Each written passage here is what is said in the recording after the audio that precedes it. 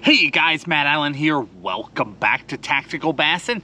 Today we are talking jig fishing for fall bass.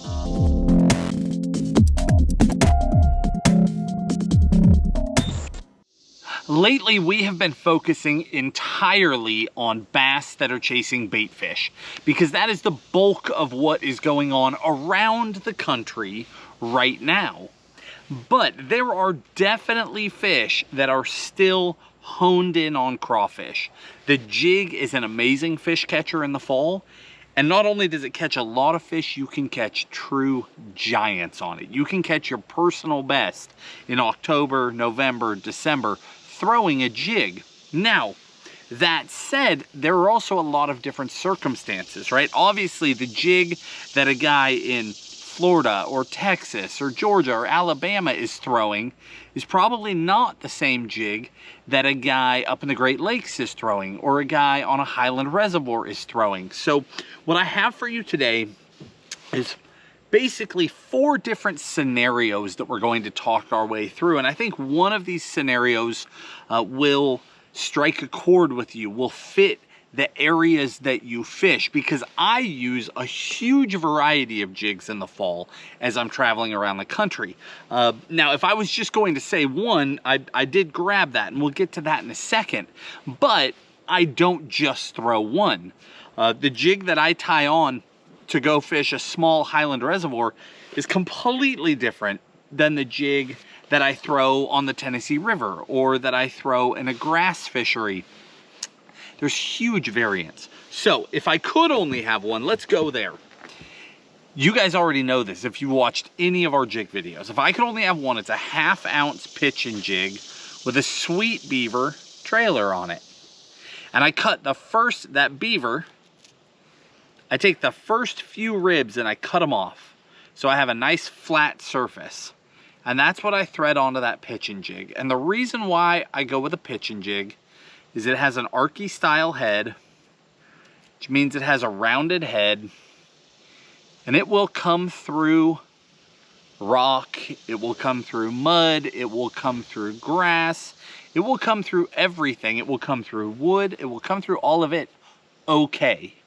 It's not perfect for any of it per se, but it will come through all of it. So truly, if I could only have one, and if you don't want to go down the rabbit hole with me today, you can take that information, a 1/2 ounce pitching jig with a sweet beaver, put it on a typical medium heavy to heavy jig rod. For this bait, no question, my favorite rod is a Megabass Brailleist. I put a Metanium on that. That's my personal combo, and I go. In the video description, I will link this jig, maybe my top 2 favorite colors, as well as top 2 favorite trailer colors, as well as the combo, and you can just leave it right there. But here's the funny thing. As we start to drill down these different scenarios, you'll find that the pitching jig isn't in there. Isn't that funny? So my one and done jig doesn't actually have a place in my fall lineup if I'm being specific. And the reason why is that it will do everything, but like I said, it wasn't perfect for each scenario. It just does a good job. When I start talking about perfection, when I start talking about really dialing in the bite, it's a completely different animal. I want to dial each bite in. So what I've got here is I've got small jigs, football jigs. I'm gonna call this hardcover and grass. There's something here for everybody. Let's start with grass because that's the easiest, the fastest. I'm gonna get that one out of the way. I think that one actually speaks to the least amount of people. Odds are, if you're somewhere in our country right now, the grass has died back and this doesn't apply to you, but the rest of this video will. But I wanna get this one going for the guy who's still deep in the South. If you've still got a lot of grass, if you're on the Tennessee River, they're drawing down. Grass is getting exposed every day. There's a great flip bite. If you're in Florida, Texas, anywhere in the South where you've got a lot of grass and flipping is a major deal, flipping with a jig should be on your mind. The reason why is that a jig has a weed guard on it. So if I'm flipping a Texas rig with tungsten, When you hook those great big fish, they've got a big hook pushed through their lip, and then they've got all that tungsten out front, and it's flailing. And they have a tendency to rip themselves out. The hook up to land ratio is not perfect when you're flipping with a Texas rig. If you switch to a jig and you bury that in there, that weed guard pops back up. Now what you've got is you've got that hook in the meat of their lip, and when they're trying to throw it, it's pushing backward against that weed guard. There's back pressure. The weed guard is actually holding against it, and it's fighting with the hook to hold it in place. So if you can throw a jig, you should. And a lot of people overlook it. I use the no jack flipping jig. That's what both of these are. The no jack, sometimes I'm throwing a natural color. That's a Paca, 4-inch Paca Slim on the back of that. That one's got a Strike King Rage Craw on the back of it. But I want a lot of kick. I want a lot of movement as I'm going down through that grass to catch those fish. One tip for you is you want to size up. So if you're getting away with 1/2 ounce tungsten, throw the 3/4 ounce jig. Okay, it's a little harder to get the jig through really thick cover if it's actual matted vegetation, because that weed guard just makes the whole package wider. So it takes a little more weight to get it through. But if we're talking about flipping just heavy cover, right? Bulrushes, pads, stuff like that, they'll go through no problem. Now, if you're in a place where that describes your fishing, you've got a lot of grass, but you don't need that giant no jack gaff hook, the Canterbury flipping jig is the exact same head design, but with a slightly smaller hook, and you can get away with throwing that on a little bit lighter line. Maybe you're throwing it on 50-pound braid instead of 65-pound braid, or 20-pound fluoro instead of super heavy braid. You can downsize a little bit. If you don't think you're gonna pitch into the next pocket and suddenly stick a 10-pounder and need all the hook you can get, then don't worry about it. You can go to that Canterbury flipping jig, same jig design, slightly lighter wire hook. It's actually, if I'm not mistaken, it's the same hook that's in the pitching jig. It's still a great hook, super stout hook, but it's not a hook that you're gonna hook to the back of a truck and drag a truck backwards, right? So that one, that's out of the way, because grass, at least heavy grass, doesn't apply to most people right now. Now for everybody else, I've got 3 scenarios here that I'm going to describe for you. And then you can sort of decide which one fits you best. A lot of people are in fisheries that have grass in the summertime. And as soon as we start getting those first cool nights, that grass starts dying back. The second it starts to die back, bass transition to hard cover. What I mean by that is you may have had fields of grass, maybe not cheese, but just grass growing out in the water. And there's bass all over that stuff. They could be out there in acres and acres of grass. The second that grass starts to shrivel, it stops making oxygen, and the bass just abandon it. And they come right up to the bank looking for hard cover. Hard cover can be rock. Hard cover can be laid down trees or standing timber. And hard cover can definitely be dock pilings, okay? If the fish pull to hard cover, which they do, I've got a couple of jigs that I throw in that situation. Now, absolutely you can throw a pitching jig here and it will do great. But I find that the compact pitching jig, same Arky type head, actually it's not the same, it's similar, Arky type head, but with a shorter shanked, lighter wire hook, allows me to fish that same situation. So I can throw this around rock, I can throw it up in laydowns, hop it through the branches, I can work it through all that hard cover, and I'm able to do it on lighter line. Because if I get bit, I can set that smaller hook with lighter line. So where this is a full-size jig, this is a much smaller package. Like I've got this one just with a Paca chunk on it, the standard size Paca chunk. As opposed to this big flipping jig with that Paca Slim. See how much smaller it is? Way smaller. So I get more bites. I already know where the bass are. That's the beauty of this time of year where that grass starts to die back. I used to have to fan cast across huge expanses to run over the fish. Now I know that they've pulled right to the hard cover. There might only be 5 laydowns in an area that was 10 acres of grass. Those 5 laydowns have fish in them. So by going to that smaller, more compact pitch and jig, I can go down to a 12 or a 14 pound line and still fish around that cover, and I can get the maximum number of bites because again, I know they're there. So I want to make sure I get those fish. Now, being a little more specific, if they move to docks, if you have dock pilings, that's the hard cover. Specifically fishing docks, I love a finesse jig. Now, I'm not going to tell you that a finesse jig is the end-all be-all for that situation. I'm just going to tell you that over the years, I've caught a ton of fish throwing a finesse jig on dock pilings in the fall after the grass starts to die back. So my personal confidence is sky high in a finesse jig on dock pilings. It's the same situation. It's no different than lay down trees or fish going to rock. I know that they pulled up under that dock. I know they're using that shade, and I know they're sitting right up against those pilings. So I go to that finesse jig. I typically throw it with a 5-inch Yamamoto double tail grub on it, and I can throw to each piling and be really, really effective with that bait. And it's amazing how well it works. So you can, if you haven't tried it, just take my confidence. Know that I've fished all over the country, and under those circumstances, that finesse jig catches them. Now, I don't like to throw that ball head in laid down wood. It just doesn't come through as well as that Arky style head. So that's why it's specifically on docks for me. But it just works so well. Now, next scenario. A lot of us are on reservoirs. And reservoirs tend to have a fall drawdown. They tend to lower the water. Not every reservoir. Again, this might not apply to you. But for a lot of people, this applies. They tend to draw down the reservoirs.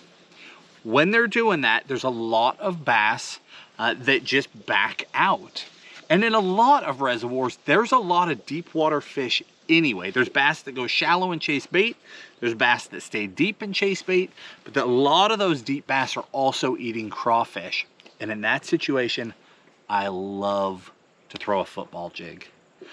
My confidence is sky high. Now, the places that I throw a football jig matters as much as the bait itself. I love to fish long tapering points. So, on a lot of reservoirs, you'll have these shorter points, and then you'll have those long main lake points that run way, way, way out with a hard edge on them. I love to fish way out on the ends of those long tapering points. If they run out into 20, 30, 40, 50 feet of water and then they break off, right before they break off, that edge and the start of that slope, that's where I like to throw them. I also love to throw them on offshore humps. A hump that tops out in 10, 15, 20, 25 feet of water, and I can pull that jig across the top of that hump. I love that scenario. Another one that I really like is, again, those longer tapering points where they come up to shore and they actually meet the bank. If it transitions to deeper water there, if you get rock in that edge where the point's coming up to the bank, right there in that edge, if there's rock, I'll do really well right there. In all of those situations, I like to throw a football jig. Now, the football jig that I throw is really specific. This is a Dirty Jigs finesse football. The finesse is key. They have a standard football and a finesse. I love to throw that finesse football this time of year because, again, I can throw it on lighter line. I throw it on a lot of 12, or if I think I'm going to catch really big ones, I throw it on 15. But 12 is no problem. And I tend to just pull a football. I think people misunderstand that football-shaped head. It comes through Mud, amazingly, if you drag it on mud, it puffs up the mud, and that's a really neat option when you're pulling on those long tapering points. It leaves a really cool trail where it's just puffing up the mud. And I've seen fish in clear water like follow that mud trail to figure out what's making it. And right up there at the top of that mud trail is my jig. The other place it shines though is rock. You get into chunk rock. You know, I'm sure if you're a jig guy, you've experienced this. You're pulling and there's not a lot going on the bottom. It's muddy, and then bump, bump, you hit rock. Drag a little farther, bump, bump, bump, hit some more. You're in that chunk rock and you're like, oh, I know what's coming. Bump, bump, bump, dong. Those fish love to sit on that scattered rock. The football jig does exceptionally in that rock. And the reason why is that it gets hung up a lot, but it doesn't get snagged a lot. That wide head loves to get caught in that rock, and you have to kind of shake it loose. That action of popping it loose is when most of my bites happen. So other jig shapes will come through there, like a pitching jig will come across rock great. It hardly binds up at all. Well, that sort of eliminates those moments where it's binding up and popping free. I want it to catch a little bit, but I don't want to get snagged and break them off all the time. If I were to use a flipping jig, see how it has a wedge style head? That's going to get snagged and get broken off because you're going to come up between two rocks and it's going to fit in there and it's going to be stuck. It's going to wedge into place. You're done for. You're breaking that off. It's perfect for grass. It would come right between two blades of grass and it just pushes them open and the jig can pass through. Where a football jig can't do that. It'll just catch all the grass. Reverse scenario, one wedges into the rock, one just comes up and hits the rock, but it can't wedge in, and as I shake it, it pops up and over the top. That's what makes this so special. And again, that finesse hook allows me to throw it on lighter line. My football jigs, I throw almost exclusively with either a 4-inch or a 5-inch Yamamoto double tail on them.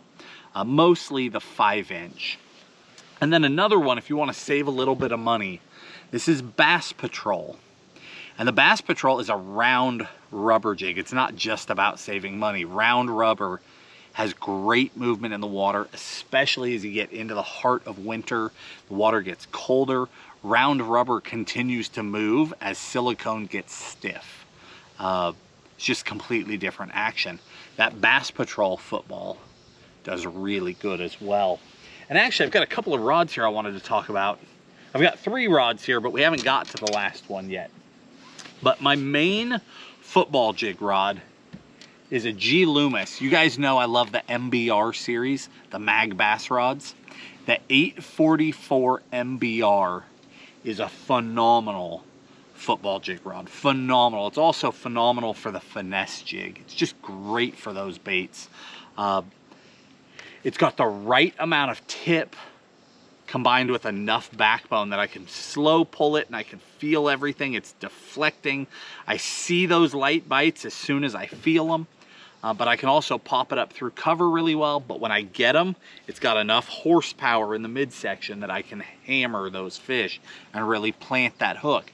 And then that rod loads deep and I can keep them pinned. If they come up to jump, I've got enough rod loaded up that I can really hang on to them. It's also a nice compact rod. It's not, as jig rods go, that MBR is not super long. So it's just easy to work all day long. But the other one, this is a Mega Bass. It's in the Orochi line. This is the EMTF. That stands for Extreme Mission Type F. Long name. Here's what you need to know about it. When I switch to bigger football jigs, 3/4 ounce or 1 ounce. See, I throw a lot of 1/2 and 3/4. 1/2 I love on my MBR. I love to throw it on that Loomis. I love throwing that finesse jig on that Loomis. But if I go above a 1/2 and I throw a lot of 3/4 on those outside long tapering points, because the water's deeper. I want good contact down there. You get a little chop on the water, you get some wind, starts getting where you're not really sure what's going on down there on a 1/2 ounce, but 5/8 or 3/4, you can feel it. When I go to that heavier jig, I love the Extreme Mission Type F. It's a little bit longer. It's actually extremely parabolic through the mid. It's got enough horsepower to hit them, but when I load up, it loads so deep in the rod, they're just not coming off. Basically, the same description I would give you of the Braillist, my all-time favorite jig rod. But the Braillist is stouter than the EMTF. The Braillist is what I throw my pitch and jig on. It can throw footballs, it can do a lot of things. But the EMTF sort of cuts off at the pitch and jig. I definitely wouldn't do more than that. Now, last scenario. We've talked full grass. We've talked grass dying back, fish going to hard cover. We've talked about fishing outside structure, deeper water. Here's the last situation. Little micro jigs. That's our last scenario. Little micro jigs, I throw way more often than you would think. I throw them a ton. I throw them on very specific gear, but I love these little guys. Where this tends to take over for me, I throw them in place of a lot of finesse baits. I throw it in place of a shaky head. I throw it in place of a drop shot or a Nico rig because it will catch numbers of fish, but I also feel that it tends to get a bigger bite. If I cross paths with a big one, I feel like they're more likely to eat that jig than they are a drop shot or some other rigged worm.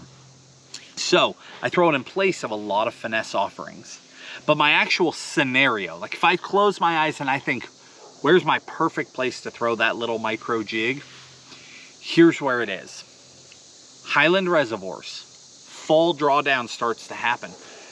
Grass has already died back. Fish have gone to hard cover. They start to draw down. Well, all of a sudden that hard cover starts ending up on the bank, right? The more water they pull, the less cover there is in the water. The fish do something funny. Well, one, they tend to gather on points. But two, they tend to stay close to where the hard cover was, even if it's up on the bank. If 90% of the laid down tree is now on shore, 10%'s in the water, they sit out in front of that 10%. They don't want to go up there that shallow. They don't actually sit in the tree, but they still sit where it was. They sit out off of it. I don't really know why they do that, but it's just something I've observed over the years. So after the drawdown, I tend to focus on main lake points. And this is fall going into winter. I focus on those main lake points. I focus on big intersections on the main lake. If two creeks are coming together, or two river arms are coming together, or the big corners leaving the dam, those big main lake areas, I'll focus on those and I fish just outside of the hard cover. So there might be laydowns up on the bank, just barely coming into the water. I take a micro jig and I throw it just off the end of them. And then I fish it out from there. And I fish it 10, 20, 30 plus feet deep until I get bit. If I get a bite, say that bite's at 25 feet, I focus more of my attention there. If I get another bite and it's at 10 feet, well, then I just keep fishing everything. But if I get another bite at 25, another bite at 25, I just focus in on that depth. And I start throwing more parallel to shore instead of up on the bank and pulling it down. I stop wasting my time. I start fishing more just at the right depth. But these are great baits when the fish have pulled off of that hard cover and they're just sitting on those major points. They'll get a lot of bites. They'll still get big bites. Two jigs here. This is a Nishini. This is the Kitek. The biggest difference, they have very similar hooks. They're very similarly sized. The biggest difference is the Kitek has a weed guard. Honestly, in that scenario, there tends to not be a lot of junk on the bottom. So I can kind of take or leave the weed guard. Both of these are great jigs that I enjoy throwing with or without a weed guard. For years, I used to throw, before these existed, I used to take the Bass Patrol jigs when I was a kid, and they made small ones. They still make them. Like the 1/4 ounce is much smaller and the skirt is smaller too. And I would rip the weed guard clean out of it because I would throw it on 8-pound fluorocarbon. And with a weed guard, it was too hard to set. But with no weed guard, I could set it on that light line. I'd throw it on a spinning rod. So this just plays on that same thing. With or without a weed guard, I don't really care. I pair them up to these two trailers. This is the Z-Man TRD Bugs. This is the Z-Man TRD Craws. Neither one has a ton of movement. This one, the claws sort of sit up. This one's just a general profile, right? It's like a tiny version of my pitching jig. But again, I fish them off the ends of cover and you can go to really light line. My favorite combo for fishing them is the X-Pride 610 medium heavy. You guys know I love that 610 medium. I throw the jerk bait on it. I do a lot of things with it. The 610 medium heavy is a little bit better for the jig. If you have a 610 medium, you can absolutely make it work. The way I would make it work is I would not use fluoro. I would use braid to leader. If you're throwing the 610 medium heavy, you could throw braid to leader or you can throw fluoro. The rod itself has enough horsepower to overcome that fluoro and put it to them if you need to, but you can throw it on a really light line. 8, 10, 12 at the max. You just don't need more than that. It's a small hook, you can plant it well, and with that 610 medium, I use an Aldebaran. Now, if you want to save, more budget friendly, you could drop down to the Corrado or the Zodius paired to a Corrado 70 MGL. Phenomenal combo. It will do literally the exact same thing. The X-Pride Aldebaran is just lighter weight and is just a dream to fish with. It's comfortable in your hand. It's fun. It's one of those combos that's just fun, and throwing those jigs is fun. But again, you can save a bunch of money by going down to a Corrado 70 and either a Zodius or a Corrado. If you just want the right rod for the job, those are perfect for it's literally the exact same action. It will throw the same stuff. It's a great combo. But when I've got that on that 6'10" rod, the whole package is so lightweight, the jigs are small, and I can just do it all day long. As we're going through fall, you know, you end up in a hoodie, and then you end up in a jacket, and then sometimes you end up in 2 hoodies with a jacket on top. You just get uncomfortable, so that lighter weight rod is just easier to hold when you're holding up all those clothes. And it's just a pleasant way to fish. Again, the jig is a fantastic bait this time of year. We spend a lot of time talking about fast moving baits that imitate shad and other bait fish. And we tend to glaze over the craw eaters, but it's a major category and it's big fish. So today I wanted to sit down and take the time to really do that justice. Hopefully this information helps you. In the video description, I'll link all these baits, the trailers I use for each one, my favorite colors and size for each one to really try and help you dial it in. I'll link the rods and reels as well because I do get really dialed in with my gear. I have favorite rods for each jig. It's not that there aren't great budget options that will do a lot of things. There are, and I'll probably link one of those too, but there are key rods that are just so good. If you get dialed in on a good jig bite, say catching them on a 3/4 ounce football on outside points, you're gonna wanna do that all the way through the winter, and having the perfect rod for the job is really nice. If you guys enjoyed the video, hit the like button, subscribe to the channel, and we'll talk to you soon.